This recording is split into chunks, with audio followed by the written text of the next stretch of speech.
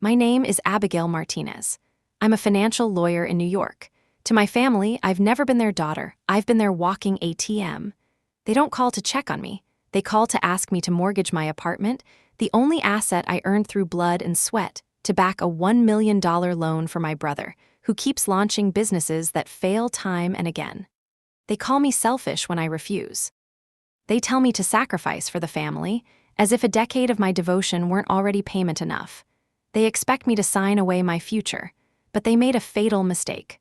One night, while sorting through a box of keepsakes that belonged to my late grandfather, I found an old dusty box. Inside was his real will, hidden for 12 years.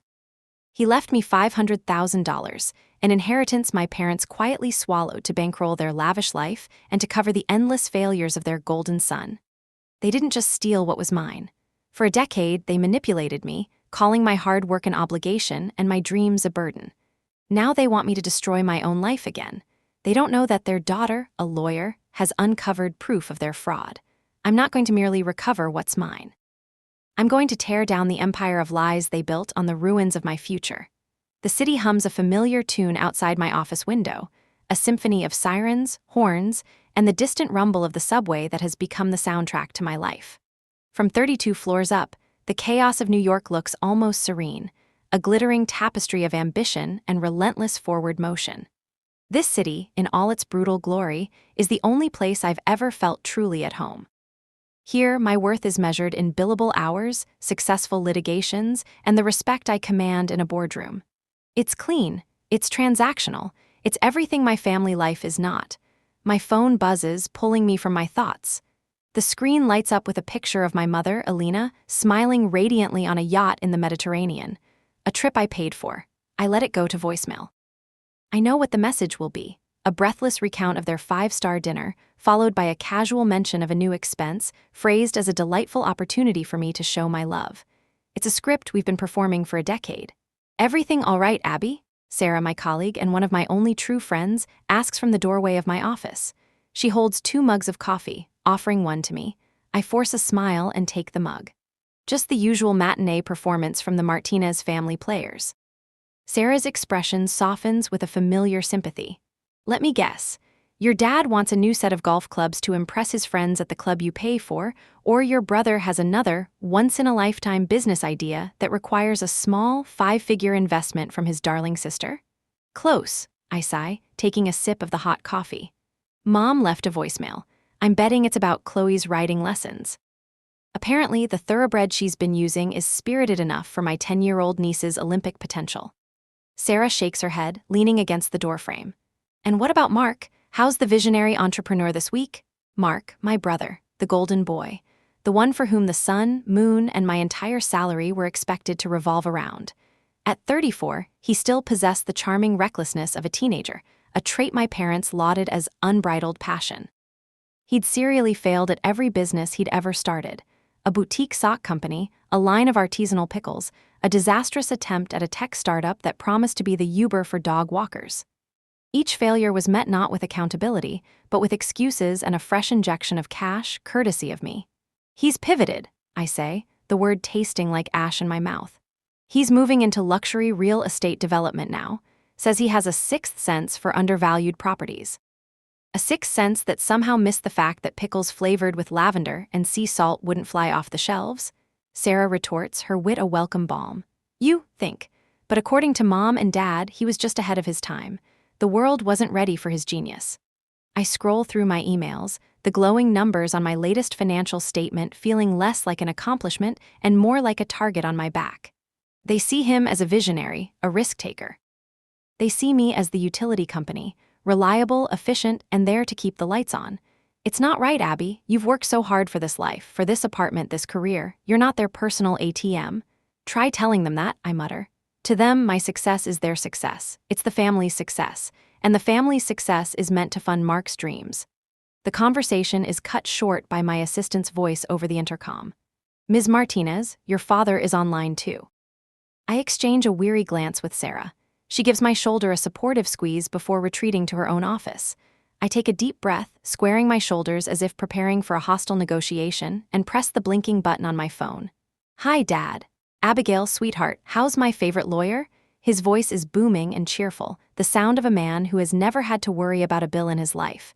Because he hasn't, I've made sure of that. "I'm busy, Dad. What's up?" I keep my tone clipped professional. It's a defense mechanism. "Always so busy, my girl. All work and no play. You should come out to the club this weekend. Your mother and I are having dinner with the Hendersons. Their son a doctor, very successful." "I have plans, Dad." My plans consisted of catching up on sleep and enjoying the silence of my apartment, a sanctuary they were not invited to. "Always plans," he sighs dramatically. "Well, I won't keep you." "Listen, your brother has some wonderful news. He's found the perfect project, a real game changer. He's so excited, Abby, we're so proud of him. Here it comes, the overture before the ask." "That's great, Dad." "It is, he's putting together a presentation for us. We're having a family dinner on Sunday to celebrate. 7 o'clock, don't be late. And wear that nice blue dress, you look so lovely in it." He doesn't ask if I'm free. He doesn't ask if I want to come, it's a summons. "A royal decree?" "I'll check my calendar," I say, knowing it's a futile protest. "Nonsense, you'll be there. This is for your brother, it's important." He says it with such finality, as if Mark's importance is a universal truth, a law of physics. "We'll see you Sunday, sweetheart, love you." He hangs up before I can respond. I stare at the receiver, a cold knot tightening in my stomach. A celebration. A presentation. It all sounds so official, so expensive. The week passes in a blur of depositions and contract reviews. I immerse myself in the clean logic of the law, finding refuge in the black and white of legal statutes. It's a world where things make sense, where actions have consequences. On Friday evening, I meet my cousin Isabella for a drink. She's my mother's niece, a quiet, observant art curator who managed to escape the family's gravitational pull by moving to Philadelphia. We've always been close, kindred spirits in a family that values volume over substance. "A presentation?" Issa asks, swirling the wine in her glass. That sounds ominous. We're tucked into a corner booth of a dimly lit bar in the West Village, the murmur of other conversations a comforting shield. You know how it is. Mark has an idea, and my parents call a summit where I'm expected to open the family coffers, which are, of course, my personal bank accounts. What is it this time? Is he going to revolutionize the paperclip, create a new kind of shoelace? I can't help but laugh. Luxury real estate, apparently. Issa's smile fades. "Abby, that's not a small-time venture. That's serious money. Are you okay with this?" I look down at my hands, tracing the condensation on my glass. Does it matter if I'm okay with it? When has that ever mattered? They'll spin some story about family duty, about how Mark was born to do this, and how my talent is in making money, so it's a perfect partnership. They'll make me feel selfish and ungrateful if I even hesitate. "It is selfish," Issa says, her voice firm. "It's their selfishness, not yours. They've been doing this to you for years, since we were kids. Remember when Grandpa Marco gave us each $100 bill for our birthdays?" I nod, the memory distant but clear. My grandfather, my mother's father, a quiet, kind man who always smelled of pipe tobacco and old books. He passed away when I was in college. "I bought that ridiculous dress with the sequins," Issa recalls with a grin.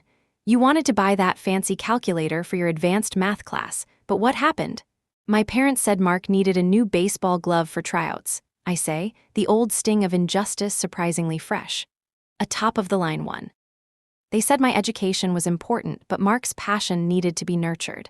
They promised they'd buy me the calculator later." "And did they?" "No, I saved up my own money from my part-time job at the library." Issa reaches across the table and puts her hand over mine. "They've been stealing your future to pay for his failures since day one, Abby. The amounts just got bigger. That $100 calculator is now, what? A luxury real estate venture? Don't let them do it." Her words hang in the air between us, a truth I've been trying to ignore for most of my life. The pattern has always been there, a thread of sacrifice and entitlement woven so deeply into the fabric of our family that I stopped seeing it as a choice. It was just the way things were. I was the provider.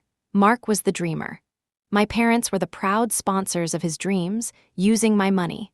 Sunday arrives with a sense of impending doom. I choose a severe black dress instead of the blue one my father requested, a small, petty act of rebellion. My apartment, a minimalist space of glass and steel overlooking Central Park, is my fortress. I bought it myself, every square inch paid for with grueling hours and sleepless nights. It's the one part of my life they haven't fully infiltrated, though not for lack of trying. My mother constantly sends me links to ornate, ridiculously expensive furniture, hinting that my home lacks familial warmth. My parents' house in Westchester is the opposite of my apartment. It's a sprawling Tudor-style home, overflowing with heavy, dark wood furniture, Persian rugs, and gilded frames. It's a monument to a lifestyle they didn't earn, a stage set for the life of old money they so desperately want to project. I can hear their voices as I walk up the stone pathway, loud and laughing. I open the door and I'm immediately enveloped in the smell of roasting lamb and my mother's overpowering perfume. She rushes to greet me, kissing the air on either side of my face. "Abigail, darling, you're here, but you're not wearing the blue dress. That one is so much more cheerful." She's already critiquing me. "Hello, Mom. The black one was more appropriate for my mood," I reply, my attempt at humor falling flat. My father, David, claps me on the shoulder. There's my serious girl, always focused. Come in. Your brother is about to show us his plans. You're going to be so impressed." Mark is standing in the center of the living room, next to a large easel holding a professional-looking poster board. He's wearing a suit that's a little too flashy, his hair perfectly coiffed. He has the same easy smile that has charmed his way out of every problem he's ever created. His wife, Jessica, a woman whose main ambition seems to be a real housewife, stands beside him, beaming. Their 2 children, Chloe and Noah, are running circles around the expensive furniture. "Abby, sis, glad you could make it," Mark says, giving me a quick, one-armed hug. "Get ready to be blown away." We all gather around as my father dims the lights, a theatrical gesture for Mark's big moment. He clears his throat and begins his presentation. He talks about a plot of land in the Hudson Valley, an old, dilapidated estate he plans to buy and convert into a luxury wellness retreat for the city's elite. He throws around buzzwords like synergy, holistic luxury, and paradigm shift. He points to architectural renderings of sleek, modern buildings juxtaposed against the rustic landscape. It's ambitious, it's grandiose, and it's completely untethered from reality. He has no experience in construction, hospitality, or project management, but my parents are captivated. Their faces are alight with adoration. "Isn't he brilliant, Abigail?" my mother whispers, clutching my arm. "He has such vision." "What's the budget for a project like this, Mark?" I ask, cutting through the effusive praise. My voice sounds jarringly practical in the hushed room. Mark falters for a second. "Well, the initial phase requires a significant capital investment. We're talking about land acquisition, permits, architectural fees." "How much?" I press. He exchanges a quick, nervous glance with our father. My dad steps forward, placing a hand on Mark's shoulder. "Now, Abby, let's not get bogged down in the nitty-gritty details. What's important is the dream. Your brother has a dream that will secure this family's future for generations." "A dream needs a budget, Dad. I'm a financial lawyer, remember? Numbers are what I do. So what's the number?" There's a tense silence. Mark shuffles his feet. Finally, my father says, "The bank is ready to get on board. They've been very impressed with Mark's proposal, but they require a certain amount of collateral to secure the initial loan, a sign of good faith." My stomach clenches. I know where this is going. I've been here before, though the scale was always smaller. A car loan here, a line of credit there. This feels different. Bigger. "How much is the loan?" I ask, my voice barely a whisper. Mark looks at me, his charming smile finally gone, replaced by a look of nervous entitlement. "It's $1 million. The room falls silent. $1 million. The number echoes in my head. Jessica looks at me with wide, expectant eyes. My mother's grip on my arm tightens. My father puffs out his chest. "And the bank needs a guarantor," my father says, his voice smooth and reasonable, as if he were asking me to pass the salt. "Someone with significant assets." "They suggested your apartment, Abigail. It's the perfect solution. You'll just co-sign the loan, put up your place as collateral. It's just a formality, really. With a project this surefire, it's zero risk. Zero risk." The words hang in the air, so absurd, so fundamentally dishonest that for a moment, I feel a dizzying sense of unreality. I look from my father's beaming, assured face to my brother's hopeful one, to my mother's expectant smile. It's as if I've been dropped into a play where everyone knows their lines but me. They are talking about my home, the physical manifestation of a decade of my life, of 60-hour work weeks, of sacrificed weekends and holidays spent hunched over legal briefs. They are talking about it as if it were a spare umbrella they could borrow. A laugh escapes my lips, a short, sharp, bitter sound. "Zero risk. Are you listening to yourselves?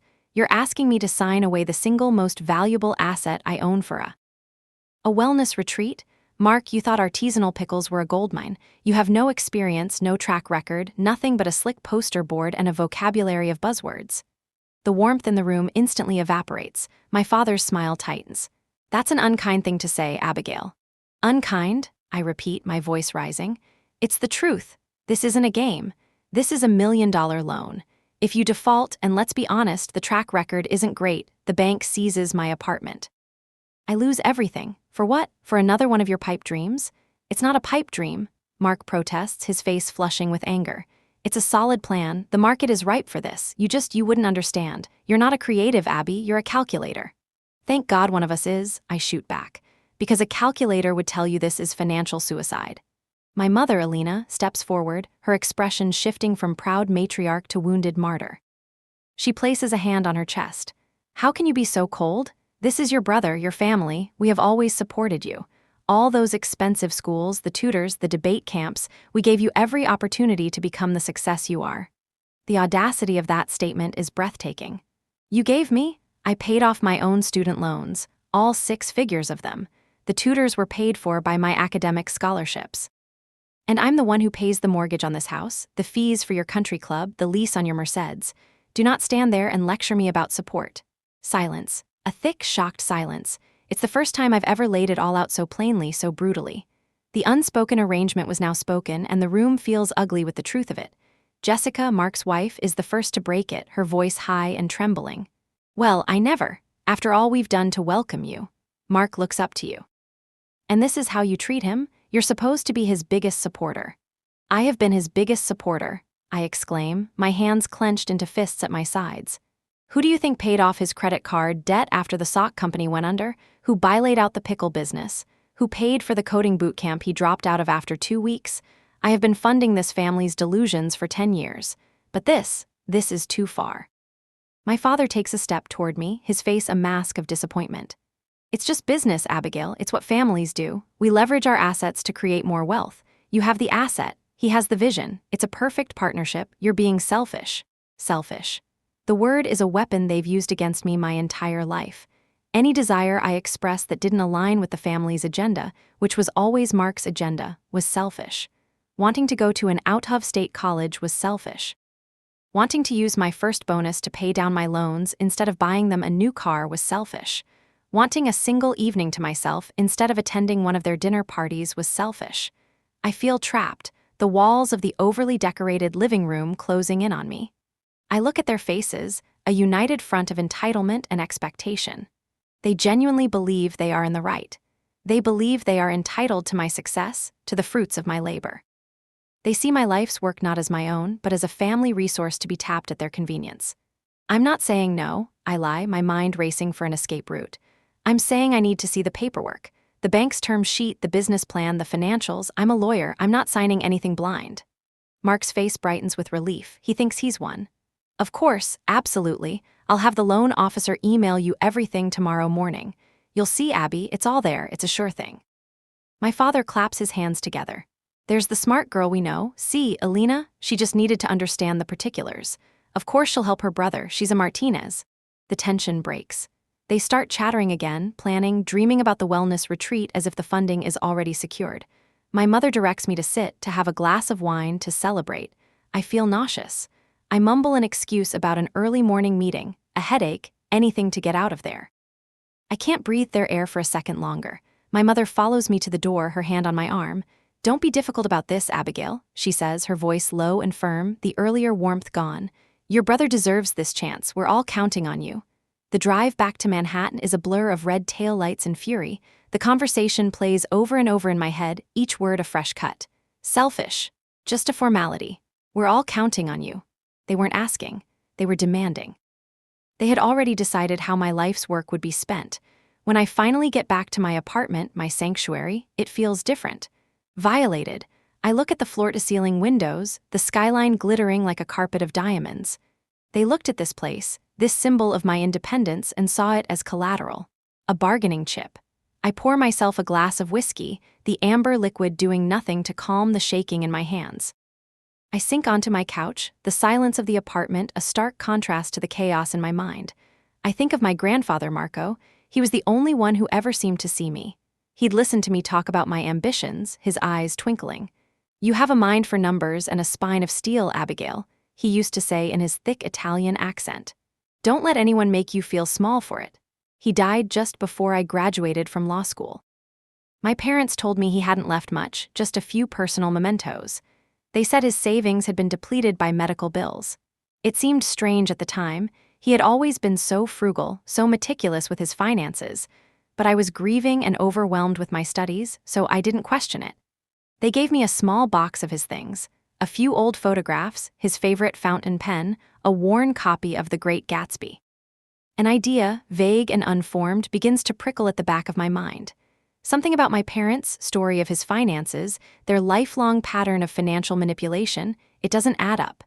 It's a long shot, a desperate grasping at straws, but I need something. Some anchor in this storm. I go to the large walk-in closet in my spare bedroom, where I keep boxes of old files and sentimental items. In the very back, behind a stack of case files from my junior associate days, is the box labeled Grandpa Marco. I pull it out, a cloud of dust making me sneeze. I sit on the floor and open the lid. The familiar smell of old paper and pipe tobacco hits me. I sift through the contents. A photo of me at age 6, sitting on his shoulders. A bundle of letters he wrote to my grandmother. His pen. And at the very bottom, beneath a false floor in the box I'd never noticed before, is a thick, sealed manila envelope. It's stiff with age, the paper yellowed. My name is written on the front in his familiar, elegant script, "For my Abigail, to be opened when you are wise enough to need it." My heart pounds against my ribs. My hands tremble as I carefully tear the seal. Inside is a sheaf of official-looking documents, bound with a blue ribbon. The top page reads, "The Last Will and Testament of Marco Rossi." I quickly scan the legalese, my lawyer's eye picking out the key phrases. He names my mother as the executor. He leaves his personal effects to his children. And then I see it. The clause that makes the air leave my lungs. Article III, Residuary Estate. I give all the rest, residue, and remainder of my estate, including my investment portfolio currently valued at approximately $1.5 million in equal shares, to my beloved grandchildren who survive me, Mark Martinez, Abigail Martinez, and Isabella Rossi. I read the clause again and then a third time. My vision blurred, the words swimming on the yellowed page. $1.5 million in equal shares, to Mark, Isabella, and me. That meant my share, my rightful inheritance, was $500,000. The paper felt heavy in my hands, a dead weight, the ghost of a life I was supposed to have. A life where I could have graduated from law school debt-free. A life where my first years in the city weren't a desperate scramble of living with 3 roommates and eating instant noodles. A life where I had a foundation, a safety net, a choice. A coldness spread through my chest, chilling me to the bone. It was the icy clarity of a truth so monstrous it rearranged the past into a landscape of lies. My grandfather died 12 years ago. $500,000, invested conservatively over 12 years. My mind, the mind of a financial lawyer, the mind they called a calculator, started running the numbers automatically. Compounding interest, market growth, it would be worth more than $1 million now. It would be worth more than the loan they were currently asking me to guarantee with my home. They didn't just lie to me. They stole my starting line and then spent a decade criticizing me for not running faster. Every memory, every conversation, every sacrifice replayed in my mind, now cast in a sinister new light. Mark's first business, the luxury sock company, launched 6 months after Grandpa Marco's funeral. Where did the seed money come from? "We cashed in some old bonds," my father had said, clapping Mark on the back. "You have to spend money to make money?" It was my money. My inheritance, funneled directly into a company that sold $10 pairs of cashmere socks. The down payment on their house in Westchester 2 years later. They'd told me a small investment my father had made years ago had finally paid off. Another lie. It was my money, building the stage for their fake dynasty while I was working 80-hour weeks as a junior associate to afford my tiny apartment. The constant refrain of my childhood. Abby is the responsible one, Mark is the dreamer.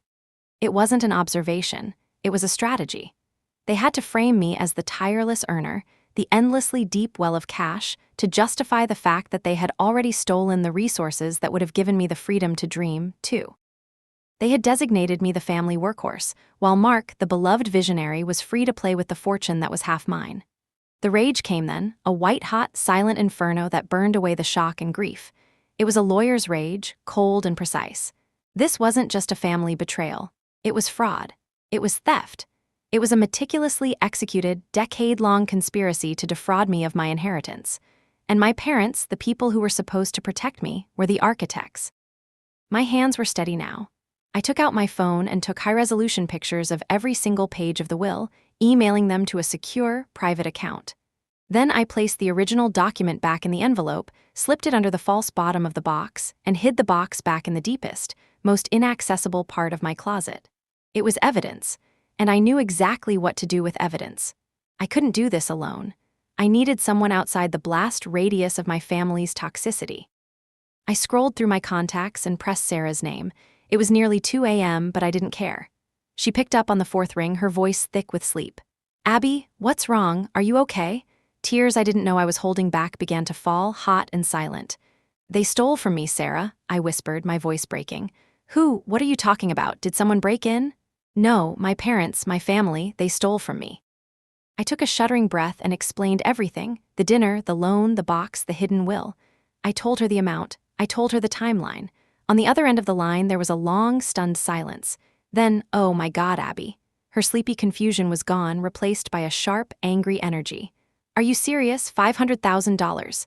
And 12 years of interest," I said, my voice hollow. "Those, I can't even say the words," she sputtered. "To do that to your own daughter. To watch you work yourself to the bone, knowing they had your money, that they were giving it to your good-for-nothing brother. This is a whole new level of evil." "I know," I said, wiping my eyes with the back of my hand. "I feel like my whole life has been a lie." "No," Sarah said, her voice firm, cutting through my despair. "Your life, the one you built, is the only real thing in this story. You built it despite them, not because of them. You built it on your own terms, with your own sweat. They're the lie." She paused. "So what are you going to do?" "I'm going to destroy them," I said, the words tasting like metal in my mouth. There was no hesitation. The person who walked into that house in Westchester hours ago was gone. "Good," Sarah said. "That's my girl, but you need to be smart. You're a brilliant lawyer, Abby, but you're too close to this. You need your own counsel, someone who specializes in probate litigation, someone who eats people like your parents for breakfast. You need a shark." She was right. I couldn't be my own lawyer. I needed an objective, ruthless professional. "I'll find one tomorrow," I said. "You do that, and Abby, don't talk to them, don't answer their calls, don't respond to their texts. Not a word until you have a lawyer, understand?" "I understand." After we hung up, I felt a strange sense of calm settle over me. The decision was made. The path forward was clear. There was one more call I had to make. The next morning, I dialed my cousin Isabella. She answered on the second ring, her voice cheerful. "Abby, hey, what's up? Recovered from the latest Martinez family drama?" she joked, not knowing she was standing at the epicenter of it. "Issa, I need to ask you something serious," I began, keeping my voice level. "It's about Grandpa Marco." Her tone shifted immediately. "Okay, what about him? When he passed away, what exactly were you told about his estate?" There was a slight pause. "The same thing you were, I assume." "My mom said that after his medical bills, there wasn't anything left, just his books and some personal things. She gave me his old record player. Why are you asking about this now?" I took a deep breath. "Because that was a lie, Issa." "A lie? What do you mean?" "I found his will, the real one. He left his entire residuary estate, an investment portfolio worth $1.5 million to the three of us. To you, me, and Mark. In equal shares." The silence on the other end of the line was absolute. I could hear her faint, sharp intake of breath. "What?" she finally whispered. It was a sound of profound disbelief and dawning horror.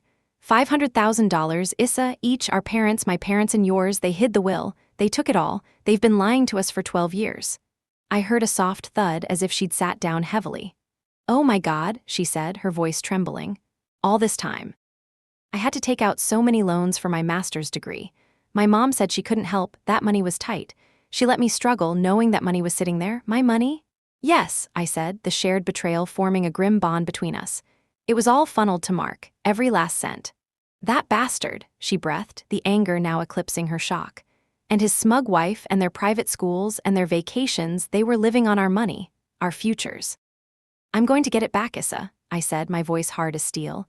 "All of it with interest. I'm hiring a lawyer today. I want to know, are you with me?" There was no hesitation. "With you, Abby, I will stand beside you and hand you the matches to burn it all down. Just tell me what you need me to do. For now, nothing. Just act normal if you hear from them. I'll be in touch as soon as I have a plan." We hung up, and for the first time, I felt a surge of strength. I was not alone in this. My anger was now multiplied by 2. My work phone rang. It was my father.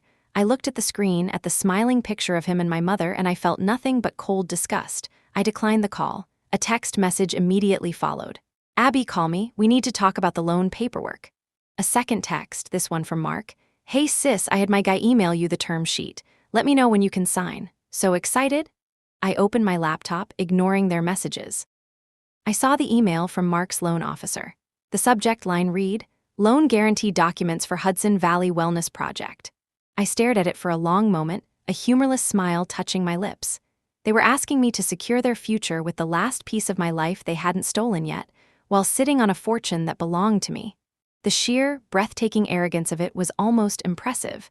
I dragged the email to the trash folder and emptied it. Then I opened a web browser. I didn't search for information on real estate loans or guarantors. My fingers flew across the keyboard, typing a different set of words. Top probate litigation attorneys, New York City.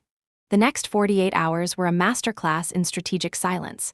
I followed Sarah's advice to the letter, treating my family as if they were the opposing counsel in a high-stakes lawsuit, which I suppose they were.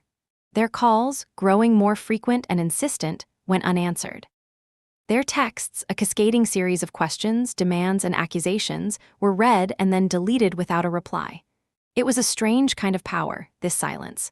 For my entire life, I had been available, responsive, the ever-reliable Abigail. My unreachability was a disruption to their entire universe, and I could feel their panic escalating from a distance. On Monday morning, I walked into the offices of Croft and Associates. It was a world away from the gleaming, impersonal chrome and glass of my own firm. Julian Croft's office was on a lower floor of an older building near the courthouse, a space filled with dark wood, shelves overflowing with leather-bound legal texts, and the faint, pleasant smell of old paper and coffee. He was a man in his late 50s with sharp, intelligent eyes and a calm, commanding presence. He didn't waste time with pleasantries. Ms. Martinez, he said, gesturing for me to sit. Your friend Sarah Chen called me. She said you have a probate issue. She also said you are one of the sharpest financial litigators she's ever worked with. So, I will dispense with the usual hand-holding and assume you are here because you need a canon, not a counselor. I felt a surge of respect for his directness. That's correct, Mr. Croft. I need a canon. I laid it all out for him, just as I had for Sarah and Isabella, but this time it was different. I presented the facts with the dispassionate clarity of a legal brief. I handed him a pristine copy of my grandfather's will. I detailed the timeline of Mark's business failures, cross-referencing them with major family expenditures. I provided a summary of my own financial contributions to the family over the past decade. I was building a case, not telling a sob story. He listened intently, his fingers steepled under his chin, his eyes never leaving mine. He read the will twice, his expression unreadable. When I finished, he was silent for a full minute. Well, he finally said, leaning back in his chair. In my 30 years of practicing law, I have seen a great deal of familial treachery. People fighting over silver spoons, forged signatures on deeds, deathbed promises that evaporate in the light of day. But this is remarkable. He looked at the copy of the will. The sheer, sustained audacity of it. The long-term, calculated fraud against their own child. They didn't just steal your inheritance, Ms. Martinez.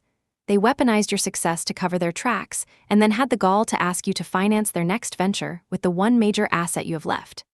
Hearing it framed so clinically by a legal expert was incredibly validating. It stripped away all the emotional baggage, all the years of guilt and obligation, and left only the cold, hard facts of the crime. What's more, he continued, his voice hardening slightly, your mother, as the named executor, had a sacred fiduciary duty to act in the best interests of the beneficiaries. That's you, your brother, and your cousin. Instead, she concealed the will, and I presume, filed a false affidavit with the surrogate's court claiming your grandfather died intestate. That is perjury. She and your father then misappropriated the entirety of the estate's assets. That is fraudulent conversion. What you have here is not a family disagreement. It is a slam-dunk case of criminal fraud that has been laundered through a decade of familial manipulation. So what's our first move? I asked, ready for battle. First, we operate with absolute discretion. We will have the will's authenticity verified by a forensic document examiner, a formality in this case, but a necessary one. Second, I'll have my paralegal pull every public record associated with your grandfather's estate. We need the official court filings or lack thereof. Third, and this is the most important part, you will continue to say nothing to them. Absolute radio silence. Let their anxiety build. Let them make mistakes. People who are hiding something get sloppy when they're scared. And then, a thin, predatory smile touched his lips. And then we send the demand letter. We will serve it to your mother as executor and courtesy copy your father and your brother. It will be polite, professional, and utterly devastating. It will state that we have the true will, that we are aware of the breach of fiduciary duty and the fraudulent conversion of assets, and we will demand a full, immediate accounting of the entire estate and the restitution of your and your cousin's shares, adjusted for 12 years of market growth. We will give them a deadline of 10 business days to comply. And if they do, then we file our petition in court and we initiate discovery. We will subpoena a decade of their financial records. Bank statements, credit card bills, investment accounts, everything. We will trace every dollar of your grandfather's money, from his portfolio to your brother's pocket. We will build a mountain of evidence so high they will not be able to see the sun, and we will bury them with it. I walked out of his office feeling lighter than I had in years. The burden of the secret was now shared. The rage had been channeled into a clear, actionable plan. I had a shark, and he was already tasting blood in the water. My phone continued to be a constant source of pressure. The tone of the messages was shifting. A voicemail from my mother. "Abigail, this is ridiculous. You're acting like a child. Are you really going to throw away this incredible opportunity for your brother over some little misunderstanding? Your father is very upset. You are putting this entire family under a great deal of stress. Call me. Now." A text from Mark. "Okay, I get it, you're mad. Sorry if I came on too strong, but the clock is ticking on this property deal. If you're not going to help, you need to just say so instead of ghosting me like a coward. This is my future you're messing with." Each message was a small, unwitting confession. They weren't worried about my well-being. They were worried about the money. They were worried their ATM was malfunctioning. They saw my silence not as a sign of my pain, but as an inconvenience to their plans. That evening, I met Sarah for dinner. I relayed my meeting with Julian Croft. He called it grand larceny dressed up for a Sunday dinner, I told her, managing a small, wry smile. Sarah let out a low whistle. I knew I liked him, so the plan is in motion. How do you feel, really? I considered the question. I feel calm. It's like I've been in a fog for my entire adult life and it's finally lifting. All those times I felt guilty for wanting to spend my own money on myself. All those times I felt like a bad daughter for not being more enthusiastic about Mark's latest failure. It was all manufactured. It was a prison they built for me to keep me compliant. And now I see the bars, and I have the key. "And you're going to burn the prison to the ground," she said, raising her wine glass. "To new beginnings, Abby, the ones you choose for yourself." "I'll drink to that," I said, clinking her glass. The call from Croft came 2 days later. "It's done," he said, his voice brisk. "The will is authentic, and just as we suspected, your mother filed an affidavit claiming no will existed. She illegally transferred all assets into a joint account with your father. We have the bank records. It's a clean trail. The demand letter is drafted and ready to go. All I need is your final authorization." My heart hammered in my chest. This was it, the point of no return. The moment the Cold War turned hot, I thought of my 10-year-old self saving up for a calculator. I thought of my 22-year-old self eating ramen and staring at a mountain of student debt. I thought of my cousin Isabella struggling to pay for her master's degree. I thought of the stolen inheritance, the foundation of our adult lives ripped out from under us before we even had a chance to stand on it. And I thought of my parents and my brother, waiting for me to sign a paper that would risk the very last thing I had to fund their next fantasy with my reality. "Send it," I said, my voice steady and clear. "Send it now." The demand letter was sent via a bonded process server at 10:00 a.m. on a Wednesday. I pictured the unfamiliar car pulling into the driveway of the Westchester house, a man in a nondescript suit walking up the stone path. I imagined my mother, probably in her tennis whites, opening the door, a polite smile on her face, expecting a flower delivery or a package from one of her online shopping sprees. I imagined her confusion as she was handed a crisp, legal-sized envelope and asked to sign for it. I imagined the polite smile dissolving as she saw the words Croft and Associates, attorneys at law on the return address. I had cleared my schedule for the rest of the day. I sat at my desk, a cup of tea growing cold in my hands, and I waited. My office, my sanctuary of order and logic, felt like the calm eye of a hurricane I had just summoned. The storm broke at 11:17 a.m. My phone screen lit up with my mother's name. I took a steadying breath just as Croft had instructed and let it ring. He had been explicit. "Do not answer the first call. Let them read it. Let them panic. Let them realize this is not a negotiation. When you do answer, you are a broken record. You say one thing and one thing only, direct all future communication to my lawyer, Julian Croft. Then you hang up. It rang and then stopped. A second later, my father's name flashed on the screen. I let it go to voicemail. Then Mark, then my mother again. The calls came in a frantic, overlapping barrage. Then the texts started, a rapid-fire succession of digital shrieks. From Mom, Abigail, call me this instant. There has been a terrible mistake. From Dad, what the hell is this? Are you out of your mind? You're threatening your own mother? From Mark, Abby, WTF? Mom is hysterical. What did you do? This is insane. I watched the notifications pile up, my heart a steady, cold drum in my chest. This was their panic. This was the sound of their world tilting on its axis. After the fifth missed call, I knew it was time. When my father called again, I answered. Hello? I kept my voice neutral, almost bored. Abigail, he roared, his voice distorted with rage. What is the meaning of this? This letter? This lawyer? Are you trying to destroy this family? I took a breath. Direct all future communication to my lawyer, Julian Croft. His number is in the letter. Don't you dare give me that legal nonsense. I am your father. You don't get to hide behind some shark you hired to threaten your own parents. We gave you everything. Direct all future communication to my lawyer, Julian Croft, I repeated, my voice as flat and unyielding as a stone wall. You ungrateful little, he sputtered, his fury rendering him momentarily speechless.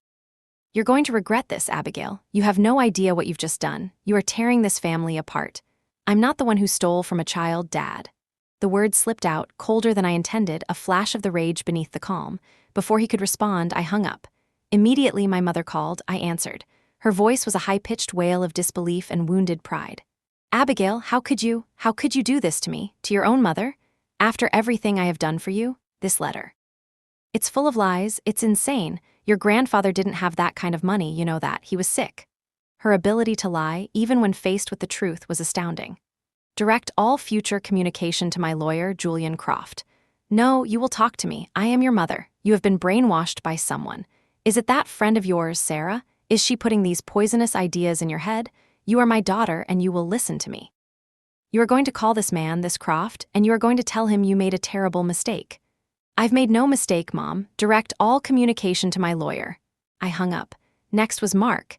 His panic was of a different flavor, less about family betrayal and entirely about the implosion of his own dreams. Abby, you need to fix this right now, he said, his voice tight with desperation. The bank called, my loan officer. I don't know how he found out, but he said there's some potential lien on the guarantor's assets and the deal is on hold. On hold, Abby. This was my shot. This was everything. How could you be so selfish? You're doing this just to spite me, aren't you? Because you've always been jealous. Jealous. The accusation was so ludicrous, so disconnected from reality that I almost laughed. Jealous of what? His string of failures, his complete dependence on our parents' stolen money. Mark, I said, and his name was a shard of ice on my tongue. Your project is the least of your problems right now. Direct your questions to my lawyer. I hung up before he could respond. I blocked all their numbers. The silence that followed was profound. I had done it. I had detonated the bomb, and now I was standing in the fallout untouched. I felt a tremor in my hands and realized I was shaking, not from fear, but from the sheer adrenaline of it all. I had stood up to them. For the first time in my life, I had not caved. I had not apologized. I had not allowed their anger and their guilt to control me. My phone buzzed again. This time it was Isabella. I answered immediately. They called you, I said. It wasn't a question. Oh yeah, she said, her voice a mixture of awe and fury. My mother, she was crying, said you lost your mind, that you were trying to destroy the family with vicious lies. She said I shouldn't believe a word you say. She actually said, Abigail has always been jealous of Mark's creative spirit. They're sticking to the script. What did you say? I played dumb. I said I had no idea what she was talking about. I asked her what lies. She started sputtering about some will and some lawyer, and then seemed to realize she was admitting too much and just started crying again, saying I needed to talk some sense into you. It was pathetic. There was a pause. My God, Abby. They are really going to try and lie their way out of this, aren't they? It's all they know how to do, I said, a deep weariness settling over me. But they can't lie their way out of a verified legal document and a decade of bank statements.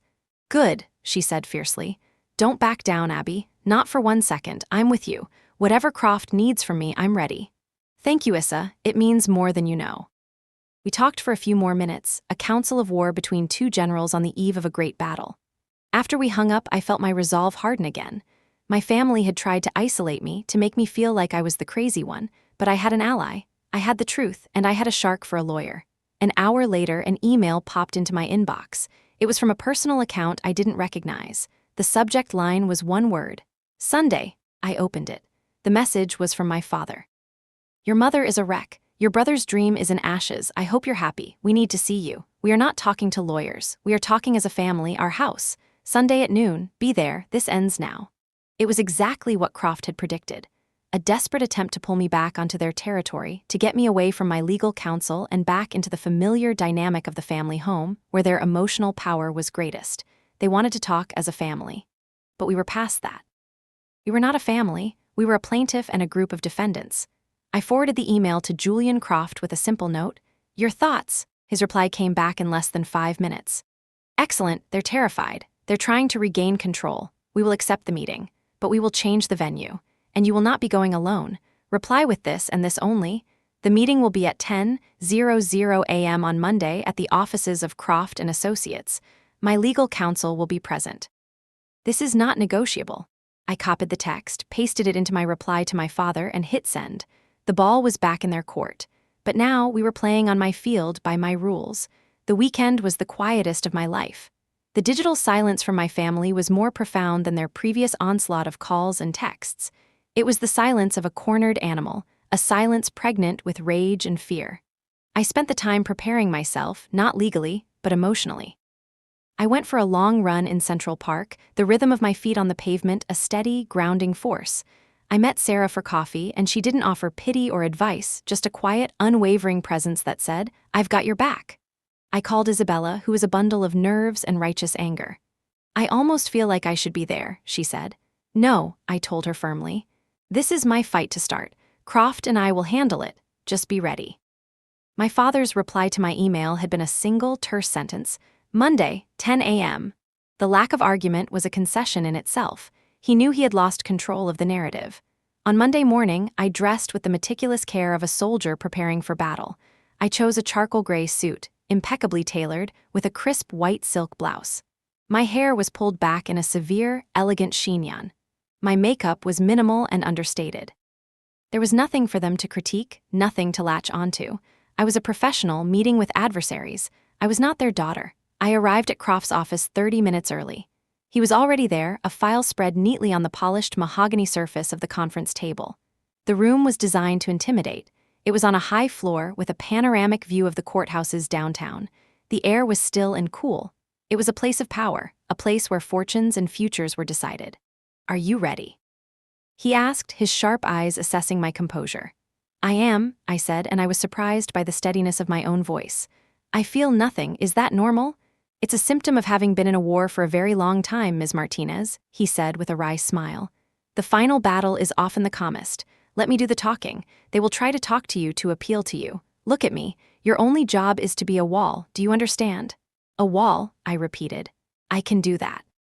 At precisely 10:00 a.m., Croft's assistant announced their arrival. My parents, Mark, and even Jessica. A full delegation. They were ushered into the room, and for a moment they just stood there looking profoundly out of place. My father's expensive suit seemed ill-fitting under the harsh fluorescent lights. My mother's carefully applied makeup couldn't hide the redness around her eyes. Mark looked pale and jittery, while Jessica clung to his arm, her eyes wide with a mixture of fear and defiance. They all looked at me, ignoring Croft entirely. Abigail, my father began, his voice attempting a tone of pained authority. This has gone far enough. Call off your dog. We need to talk. Croft didn't even look up from his file. Please have a seat, he said, his voice calm and dangerously polite. His tone made it clear it was not a request. They hesitated, then reluctantly took the seats on the opposite side of the massive table. I sat to Croft's right, my hands folded neatly in front of me. The table felt as wide as the Grand Canyon. My name is Julian Croft, he began, closing the file with a soft, final thud. I am Ms. Martinez's legal counsel. I will be conducting this meeting. You are here because my client, and my firm's other client, Ms. Isabella Rossi, have a claim against the estate of the late Marco Rossi. Specifically against the executor, Mrs. Elena Martinez, for a catastrophic breach of fiduciary duty, fraudulent conversion of assets, and perjury. My mother flinched as if he'd struck her. "Now see here," my father blustered, pointing a finger at Croft. "We're not talking to you, we are here to talk to our daughter." "No," Croft said, his eyes locking onto my father with chilling intensity. "You are not. Your time to talk to your daughter is over. Today you will listen." He paused, letting the silence hang in the air. Be clear about the facts so there are no further misunderstandings. On May 17th, 12 years ago, Marco Rossi died. He left a legally executed will, the authenticity of which has been verified by a forensic document examiner. That will bequeathed his residuary estate, an investment portfolio valued at the time of his death at $1,512,000 to his 3 grandchildren in equal shares. He let the number land. Mark's jaw went slack. Jessica's eyes widened. "That's a lie," my mother cried, her voice cracking. "He had bills, there was nothing left." Croft slid a document across the table. It was a bank statement. "This is the statement from your husband's brokerage account, showing a deposit of $1.5 million transferred from Mr. Rossi's portfolio 3 weeks after his death. This was facilitated, Mrs. Martinez, by an affidavit you filed with the surrogate's court, a sworn statement in which you declared that Mr. Rossi died intestate without a will. That is a felony. It's called perjury." My mother's face went white. My father stared at the paper as if it were a snake. "Over the past 12 years, Croft continued, his voice a relentless, dispassionate drone, those funds, which legally belonged to Ms. Martinez, Ms. Rossi, and your son, Mr. Martinez, were systematically used for personal and business expenses. We have traced the funding for 3 failed business ventures started by your son. We have traced the down payment on your home in Westchester. We have traced luxury car leases, country club memberships, and extravagant holidays, all paid for with stolen money, 2/3 of which belonged to my clients." Mark finally found his voice. "That's not true. My parents, they invested in me. It was family money." "Your share was yours to do with as you pleased, Mr. Martinez," Croft said, turning his cold gaze on him. "The problem is that you and your parents also spent your sister's share and your cousin's share. Your investments were funded by theft." Jessica started to sob quietly, a theatrical sound that had no effect in the sterile room. "So, here is where we are," Croft said, leaning forward. "My clients are entitled to their portion of the inheritance. That is $500,000 each. We have calculated a conservative rate of market growth over the past 12 years. Therefore, the amount owed to each of my clients is $1.2 million, for a total of $2.4 million. The number sucked the remaining air out of the room. My father looked like he was going to be sick. $2.4 million, he choked out. "That's insane. We don't have that kind of money." "You should have thought of that before you spent it," Croft said flatly. "We are prepared to offer a settlement. You will liquidate all necessary assets, your house, your investment accounts, your retirement funds to pay the debt. You will sign over the title to both of your vehicles. In return for the full $2.4 million, my clients will sign a release, and we will consider the civil matter closed." "And if we do?" my father asked, his voice a hoarse whisper. Croft's expression became grim. "If you do not agree to these terms within 5 business days, we will not only file our civil suit, but I will personally walk this file, including the fraudulent will affidavit and the bank records, over to the district attorney's office and present them with a slam-dunk case for elder fraud, grand larceny, and perjury. Your wife, Mrs. Martinez, as executor, will be the primary target. You can discuss your options from a jail cell while your assets are frozen and seized by the state. I assure you the DA will be very interested in your story." The threat of criminal charges, of actual jail time, landed like a physical blow. My mother let out a small, strangled cry. My father deflated, the bluster and rage completely draining out of him, leaving a stooped, terrified old man. Mark just stared, his visionary future dissolving into a nightmare of lawyers and prison. My mother turned to me then, her face streaked with tears, her voice pleading. "Abby, please, I'm your mother. You can't do this to me, you can't." I met her eyes. I saw not a mother but a thief. I saw a woman who had looked at her daughter's future and decided her son's fleeting whims were more valuable. I felt the wall inside me, cool and strong. I turned my head slightly, looked at Julian Croft, and then looked back at my mother. I said nothing. My silence was her answer. It was the coldest, most definitive thing I had ever said in my life. And it was the end. They didn't fight. In the end, after all the years of bluster, manipulation, and arrogant entitlement, there was no fight left in them. Faced with the irrefutable evidence and the cold, hard reality of criminal prosecution, they crumbled. My father, who had always fancied himself a patriarch, a king in his own little kingdom, was just a scared man who had run out of other people's money. My mother, the grand dame, the martyr, was stripped of her pretenses, left with only the ugly truth of her own greed. And Mark, my visionary brother, was a hollowed-out shell, the charming facade gone, revealing the terrified, incompetent man-child beneath. They signed the settlement agreement. The process of dismantling their lives, the life I had unwittingly financed for over a decade, was brutally efficient. Julian Croft's team moved with the precision of a wrecking crew. For sale, signs went up in front of the Westchester house. The Mercedes and the BMW were driven away on flatbed trucks. Notices were sent to the country club, terminating a membership they could no longer afford. Every asset was appraised, every account liquidated. I received a single, final email from my mother. It was short. "You have destroyed us. I hope the money keeps you warm at night. You have no family now." It was one last attempt to cast me as the villain, to frame her downfall as my fault.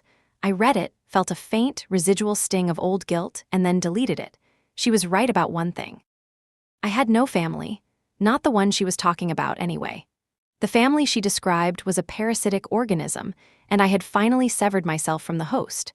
2 months later, $2.4 million was wired into an escrow account managed by Croft's firm. After his fees, the remaining sum was split evenly and transferred to new, private accounts I had set up for myself and for Isabella. I stared at the number on my screen, the number that represented my stolen past and my reclaimed future. It didn't feel like a jackpot. It felt like justice. It felt like breathing after being held underwater for a lifetime. I met Isabella at a small, elegant restaurant to celebrate. She looked different, lighter. The perpetual worry that had always shadowed her eyes was gone. "I quit my job," she said, her voice buzzing with an energy I hadn't heard since we were children. "I'm leasing a gallery space in Soho. It's small, but it's mine. I'm going to focus on emerging local artists, the ones no one else will take a chance on." She raised her glass of champagne, her eyes shining with unshed tears. "To Grandpa Marco, and to you, Abby, my fierce, brilliant, terrifying cousin, you gave me back my future." "You gave it to yourself, Issa," I said, clinking her glass. "You just needed the resources you were entitled to all along." We didn't talk about them, our other family. We didn't need to. We were looking forward, not back. My own life began to change in subtle, profound ways. The relentless pressure in my chest, a companion I had carried for so long I'd forgotten it was there, began to ease. I started leaving the office at 6 instead of 9. I took weekends off. I went to museums. I read novels for pleasure, not just legal precedents. I started to rediscover the person I was before I became the Martinez family's utility company. One crisp autumn afternoon, I was walking through the West Village when I saw him. Mark. He was wearing a cheap, ill-fitting uniform, loading boxes onto a delivery truck. He was thinner, and the easy, charming smile was gone, replaced by a permanent frown of resentment. He didn't see me. I stood for a moment, hidden by the flow of the crowd, and I watched my brother work. There was no pleasure in it, no sense of victory. There was only a quiet, sad finality. He was no longer a visionary, a dreamer, a special boy who was destined for greatness. He was just a man like any other, forced to face the consequences of his own inadequacy. He was finally living a life funded by his own merits, and it was a life of stacking boxes.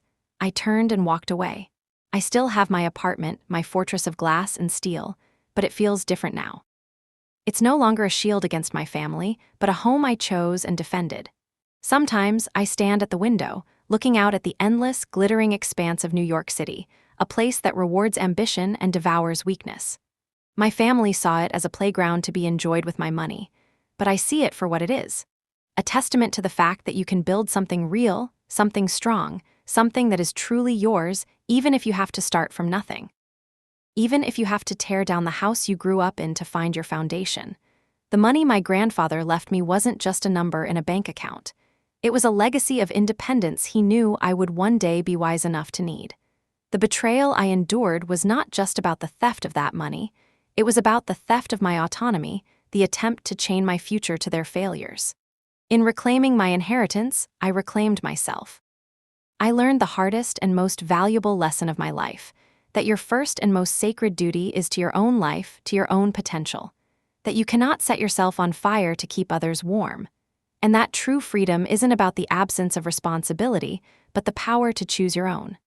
My name is Abigail Martinez, and for the first time in my life, I am truly, completely, and gloriously free.